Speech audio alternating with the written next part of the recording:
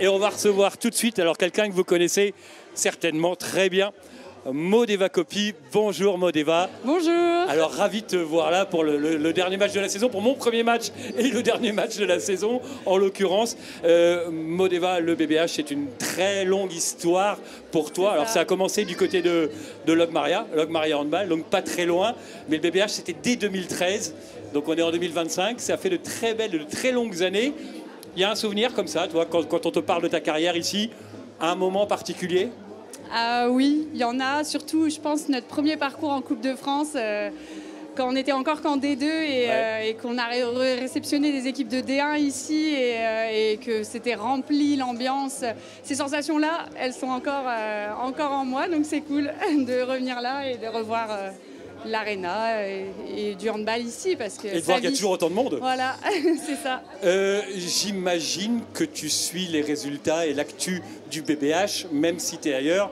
Je pense que tu gardes un œil attentif à ce qui se passe. Oui, c'est ça. J'essaye de regarder. De toute façon, je suis sur les réseaux sociaux, donc je regarde les stories. Je regarde aussi des fois les feuilles de match parce que j'ai des copines qui jouent encore. Donc voilà, je suis pas encore trop vieille. Je connais encore du monde, ça va.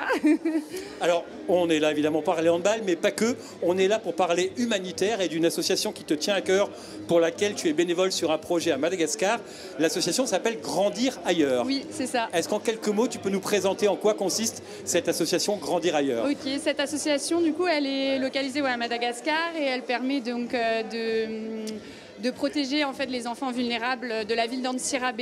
Donc il y a pas mal de choses qui sont mises en place, notamment un hébergement temporaire, beaucoup d'activités pour leur permettre en fait de visualiser un avenir meilleur autre que la rue et du coup de leur proposer des formations, de les remettre aussi à l'école si possible. Voilà, il y a vraiment un accompagnement auprès de ces enfants. Et il y a aussi un volet sportif du coup, qui commence à arriver au niveau de l'association avec le projet Grandir Hand. Et donc c'est pour leur permettre aussi d'avoir accès à des activités sportives et l'inclusion aussi par le sport. Voilà. Comment on passe d'une vie de handballeuse professionnelle, sportive de haut niveau, à se retrouver bénévole sur un projet à Madagascar? Parce qu'il y en a plein, hein, des associations qui font de l'humanitaire. Ça s'est passé comment, la connexion? En fait, du coup, ma fin de carrière, je l'ai fait au Noisy-le-Grand Handball. Et donc, le président du club et aussi le fondateur en fait, de l'association, Jean-Christophe Nall. Et donc, après quand j'ai décidé de prendre ma carrière, j'ai voulu voyager. Et j'avais envie aussi de m'investir sur un voyage humanitaire. Donc, je lui en avais parlé. Et en fait, ça tombait bien parce qu'à ce moment-là, il y avait justement le lancement du projet Grandir Hand dans l'association. Et du coup, je suis allée en tant qu'ambassadrice et aussi appui technique pour aider au développement du projet. C'était la première fois où tu es allée à Madagascar? C'est ça, c'était vraiment ma première fois. Je suis restée 2 mois là-bas. Ah ouais, ouais. Donc vraiment immergée sur place. C'est ça, en immersion. Et ton impression, parce que c'est quoi? C'est la grande pauvreté? C'est ces enfants en danger? Qu'est-ce qui t'a frappé sur place? Sur place, oui, c'est un contexte, c'est une vie différente de nous, de ce qu'on vit. J'ai vu beaucoup de pauvreté, oui, c'est vrai, dans la rue, les gens qui vivent avec pas grand-chose, qui survivent même. Et c'est vrai que ça m'a beaucoup marqué. Et aussi, quelque chose qui m'a marqué, c'est vraiment on leur donne, pour nous ça semble pas grand chose, même rien que de pouvoir leur donner accès justement à une pratique sportive et aussi là par exemple le handball, et pour eux en fait c'était énorme, on voyait des sourires, on voyait c'était des journées remplies d'émotions également pour ces enfants-là. Ils étaient hyper reconnaissants de pouvoir pratiquer la pratique du hand, donc ça m'a vraiment touchée aussi quoi, donc voilà. Tu vas régulièrement sur place? Comment ça se passe? Alors, ouais, j'y suis retournée en avril, 2 semaines, parce qu'en fait, on a monté, en parallèle, l'association a monté un projet avec des jeunes du 93, des jeunes handballeurs, qui sont allés à Madagascar en échange avec d'autres jeunes de Malagas, qui, eux, ne découvrent le handball que depuis quelques mois. Et en fait, on a fait un partage sportif, culturel. Ils ont également aussi fait une initiation avec les enfants des rues qui sont logés à l'association et pris en charge. Du coup, c'était vraiment des moments très forts au niveau sportif, au niveau émotion pendant 2 semaines. Et on a aussi eu l'inauguration du premier terrain de handball là-bas, qui a été en fait soutenu par une association locale. Et il faut savoir aussi que la Fédération française de handball nous soutient dans le projet Grandir Hand.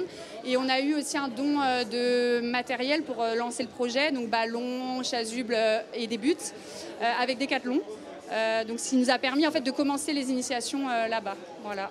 Les gens qui nous regardent là sur TVO, TV Sud, qui découvrent l'association, est-ce qu'on peut aider à notre niveau depuis ici, depuis Brest, depuis le Finistère, le Morbihan? Bien sûr. Alors du coup, on est très actifs sur les réseaux sociaux. Donc Grandir ailleurs sur Instagram, Facebook, LinkedIn.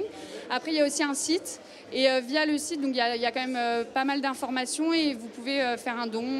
Voilà, il y a le QR code, enfin il y a l'accès pour la cagnotte qui est déductible des impôts à 66%. Donc ça c'est bon à savoir. C'est bon à savoir. Voilà. Les prochaines étapes pour l'association, maintenant que le premier équipement de hand est sorti de terre, les prochaines étapes, toi tu y retournes quand? Tu sais déjà?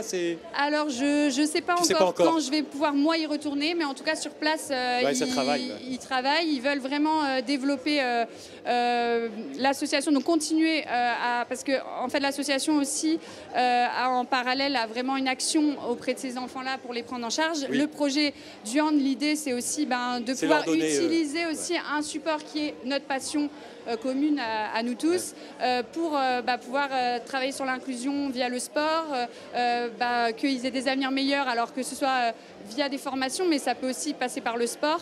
Et donc on y croit. Donc l'idée c'est aussi sur du long terme parce que ça met du temps à se mettre en place.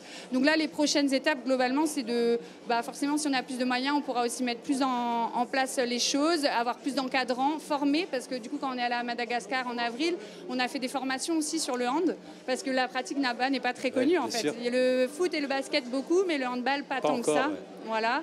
Donc beaucoup de formations et pouvoir encadrer justement ces jeunes, les accompagner parce qu'en fait il y a beaucoup de jeunesse là-bas, beaucoup d'établissements aussi dans la région de Vinan-Karetch, donc c'est la région d'Antsirabe, c'est la ville où est localisée l'association et il y a de la jeunesse qui ont envie de pratiquer et donc l'idée c'est de pouvoir mettre des moyens à disposition des écoles, des encadrants et pouvoir on voit leur sourire aussi sur le terrain de handball dans quelques années. Il y aura peut-être d'autres terrains qui vont se construire également. Donc vraiment, c'est l'objectif.